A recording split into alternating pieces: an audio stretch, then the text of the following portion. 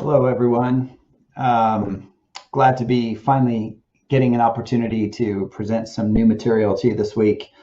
I know that it's been quite a while since we've had class. I think it's been about 6 weeks at this point since we've done anything new. So it was kind of driving me crazy when I was told by the district that I was not allowed to do any new material with any of my classes moving forward, and just found out the end of last week that they were finally going to let us do a little bit of new material to finish out the year. So that's a major plus.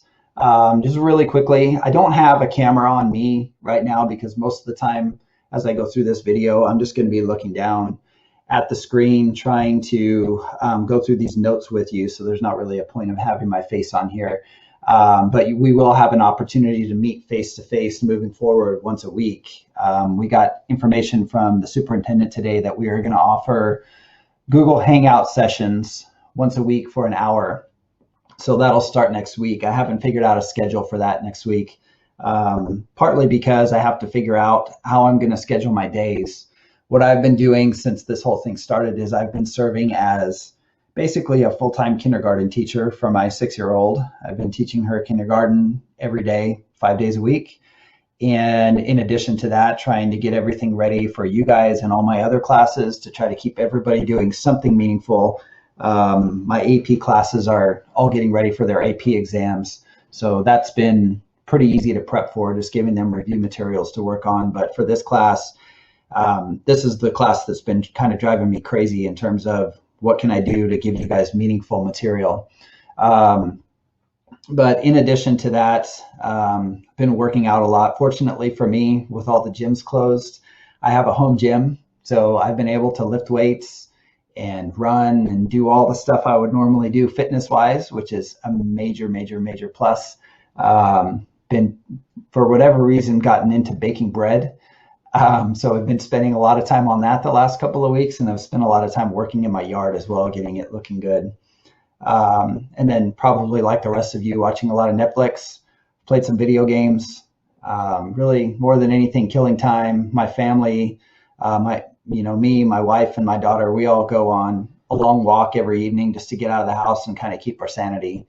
My wife is a healthcare worker, so she's actually been working every day. So it's really just me and my daughter home all day together every day, like best buds, I guess, but sort of not best buds since I have to be the teacher. So it's an interesting dynamic from that perspective. So anyway, let's jump into this stuff. And what I want to warn you about ahead of time is that we do have a lot of restrictions on what I can present from the standpoint of time.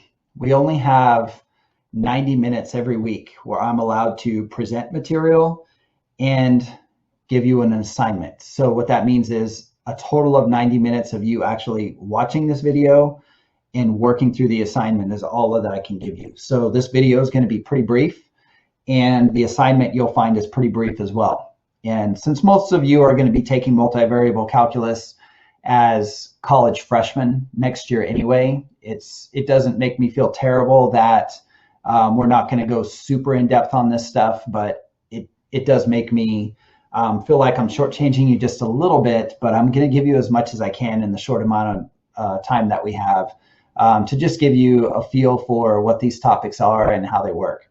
So we're going to talk about triple integrals and spherical coordinates today. And before we jump into that, what I'm doing here is I've got the notes that we would have gone through in class on the screen. And these are filled out notes. The reason that I filled them out ahead of time is because I don't have enough time to work out these problems with you as we talk about this, or this video is going to be 45 minutes long. So I'm just going to briefly talk about the things that are in here.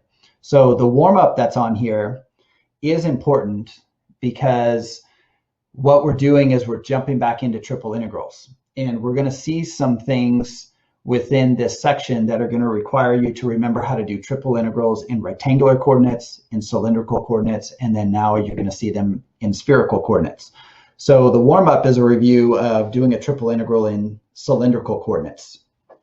And really quickly, what we've got here is trying to find the volume that would be inside both a sphere that's centered at the origin with a radius of A and a cylinder that is centered at a over 2, 0 in the xy plane. And the setup here is a little bit tricky, so I just want to talk about it. So remember, when we deal with cylindrical coordinates, from an xy plane perspective, we're talking about polar coordinates. And you can see with my setup in the cylindrical coordinates, remember we have that r, dz, dr, d theta that we use as our setup. Well, for this one, my upper and lower bounds for the z are the top and the bottom of the sphere. And the tricky limit of integration here has to do with the r values, because I'm trying to deal with this cylinder. And with the cylinder, since it's centered off of the origin, we have to remember polar coordinates, which we talked about way back at the beginning of the year. If we have a circle that's not centered at the origin, but it still has a center on the x-axis or the y-axis, it's pretty easy to come up with the equation for that. In this case, that circle would be r is equal to a cosine theta. And so you can see the limits of integration for the r, and then the theta is pretty straightforward from there. So anyway, this is the worked out solution. Once you have that all set up, there's a little bit of substitution in here. It's actually pretty simple, even though there's quite a few steps involved. But it's really the setup that I want to focus on, and you can work through that on your own if you want. But more than anything, keep that in mind as we go through this, because there are going to be some problems in your assignment where you've got to set an integral up in 3 different ways: rectangular, cylindrical, and spherical. Because the idea at the end of all of this is we've got different options that we can use, and we want to choose whatever setup's going to be the easiest for us, given our particular situation when we have a triple integral that we need to solve. Okay, so with triple integrals in spherical coordinates, this works in a very similar way to rectangular and cylindrical, in that what we're going to do is we're going to take a small piece of our overall volume, and we're going to get that in sort of general terms. So this piece of volume that we're looking at is a small differential piece. And you've got to remember your spherical coordinate setup for this, which we did back in the first semester.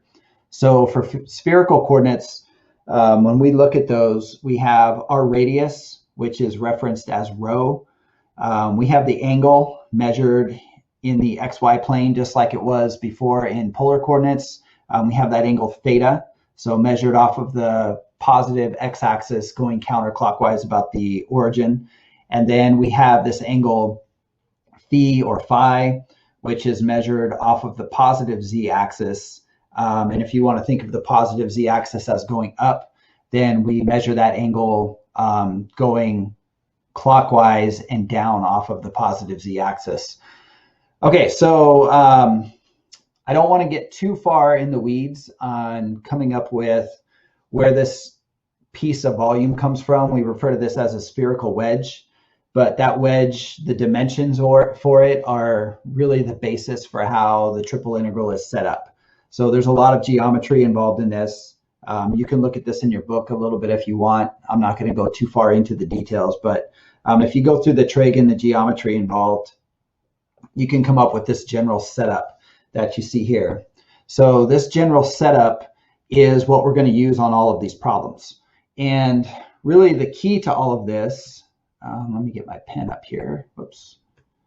The key to all of this is going to be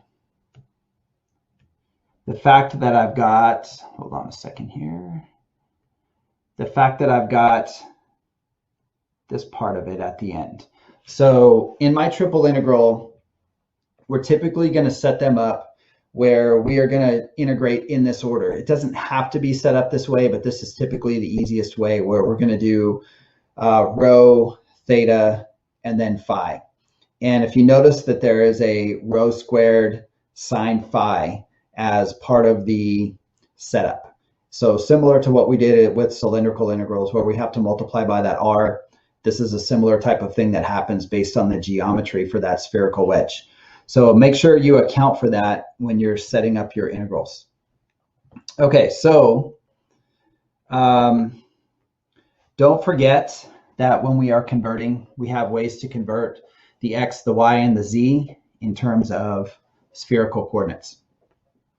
Okay, so here's an example that's been worked out. It says to evaluate this triple integral, where B is the unit ball. And when they talk about a unit ball, what we're talking about is a sphere that's centered at the origin that has a radius of 1. Okay, so if you look at that integral, that is one that if it was in rectangular coordinates, we would not be able to solve it. And this would be an example of, okay, I've got 3 different options how I can solve a triple integral, which method is going to work the best. So since I see an x squared plus y squared plus z squared, that tells me that spherical coordinates is probably going to be the best option for me in this case, because it's easy for me to convert that over into a spherical coordinate setup. And then you can see with my setup that the integral becomes pretty manageable once we get it into the correct form. Okay, so knowing that we're going to integrate this spherical ball, what I have for my limits of integration, I know that my radius or my rho is going to go from 0 to 1. I know that my theta is going to go from 0 to 2 pi because I'm going all the way around the pole or the origin in the xy plane. And I know that my phi angle is going to go from 0 to pi because I'm going all the way from the positive z-axis to the negative z-axis. So this is my setup where I've converted, instead of e to the x squared plus y squared plus z squared, that became rho squared. That's all raised to the 3/2 power. And then like we talked about with the setup for the triple integral, that's going to get multiplied to rho squared times sine of phi. And then we've got where our d rho, d theta, d phi. Now, the big thing that I want you to notice on this, and this is true for all of these types of triple integrals, and back when we were in the double integrals, we saw this as well. When we just have constant limits of integration, we can simplify these problems out and make them very, very simple, because we can deal with all of the variables independently and just multiply the results of all 3 of these integrals together. So you can see what I did here is I broke it apart into a phi integral, a theta integral, and a rho integral. The rho integral is really the only one that requires a decent amount of effort. We'd have to use some substitution there, but still pretty easy to do. And this is the result that we end up with. So overall, I skipped a lot of steps in here, but you can see the overall process is not that difficult. And again, the main idea behind all of this is we want to think about our options depending on the type of problem that we're dealing with, and we want to choose which setup's going to work the best, either rectangular, cylindrical, or spherical. Okay, so here's another example. It says use spherical coordinates to find the volume of the solid G, bounded above by this sphere and below by this cone. And we have this nice diagram here. So just like before when we did this in class, if you don't have a diagram supplied to you in the problem and you're having a hard time visualizing, just plot these in GeoGebra 3D and take a look at them. It'll make it a lot easier for you. For this one, though, you can see again, converting this over into the spherical coordinates is fairly simple because we're seeing these x squared plus y squared plus z squared things showing up. And we also have this cone in this case. And you can see the cone has been converted in the diagram over here. You can see where they said that phi is equal to theta over 4. Okay, and we could have found that if we actually went through and converted the x and the y and then simplified the whole expression down. Fortunately, we don't have to go through all of that because it's already been done for us. Okay, so with my setup, you can see this is kind of similar to the last one. Once I have this, once I understand what I'm looking at and I have this set up, then you can see that the radius value just goes from 0 to 4. You can see that the theta value, we are going from 0 to 2 pi, and you can see that phi value is going from 0 to pi over 4 because 0 is measured off of the positive z-axis, and then we would just go down to where we hit pi over 4. Now notice I switched up the order that I'm integrating in this time. It doesn't make a difference. In this case, I just switched it around just to show you that I could do it.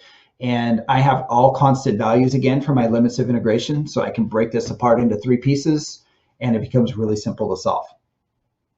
All right, so here's another one where it just asked us to solve this integral or they want us to use cylindrical coordinates to solve this integral.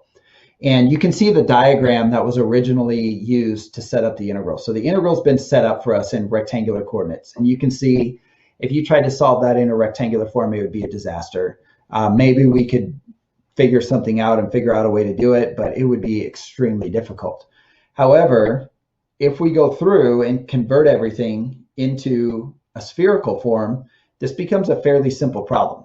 It looks really messy once I've converted it over into the form where I've got it in my spherical coordinates. This step right here looks kind of messy.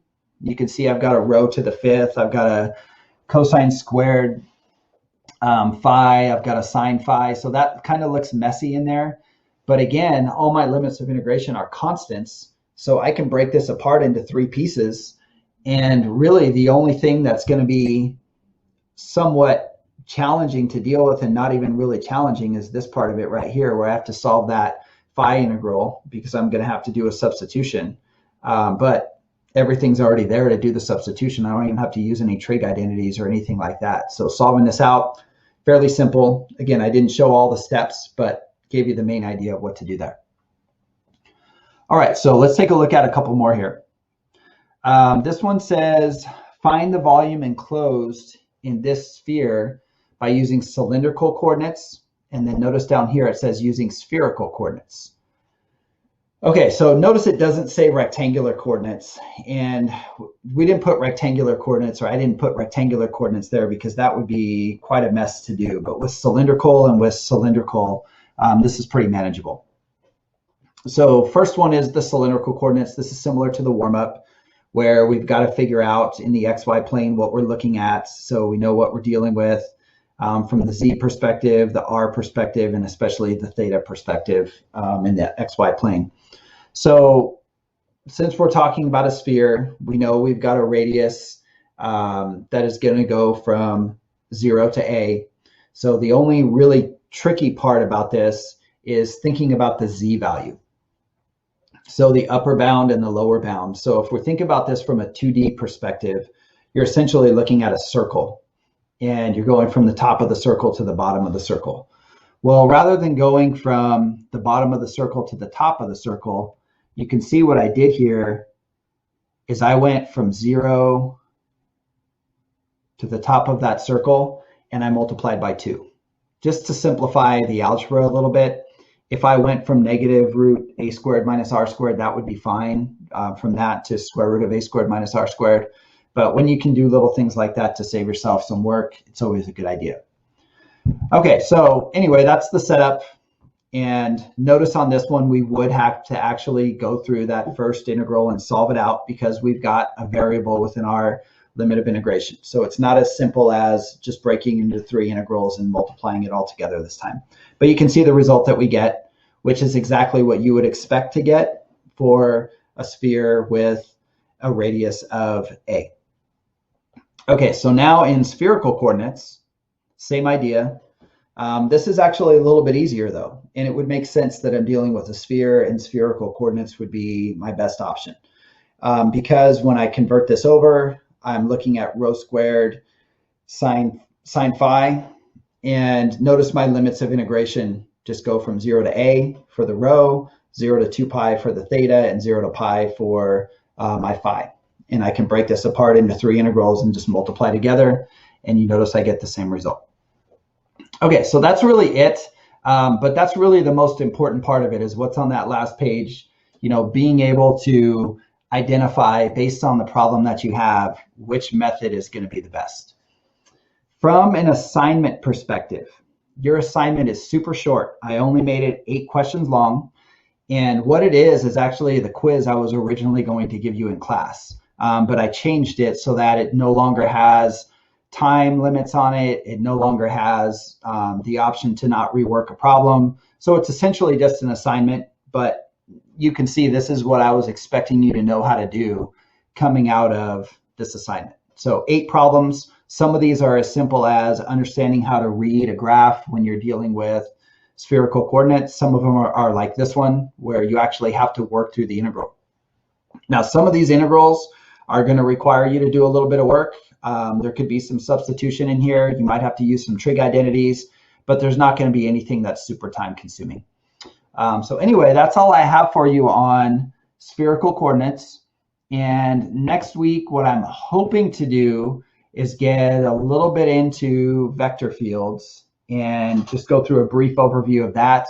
And eventually, though, one of these last few weeks that we have left, I am going to spend a little bit of time going back through sequences and series from BC calculus, in case any of you are going to be expected to know that going into a Calculus 3 course in college. Some of the Calculus 3 courses start with infinite series and Taylor series and all that stuff, and some of them start as if you just finished BC calculus and you've already learned that.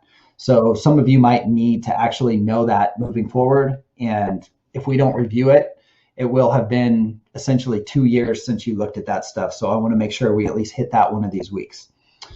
All right, so hopefully I'll see some of you on the Google Hangout that we have this week. Be looking for a message on Google Classroom that'll tell you what day and what time to expect that. It'll be an hour. You can pop in, pop out. It's not required, but if you just want to pop in and talk, that's really what it's for.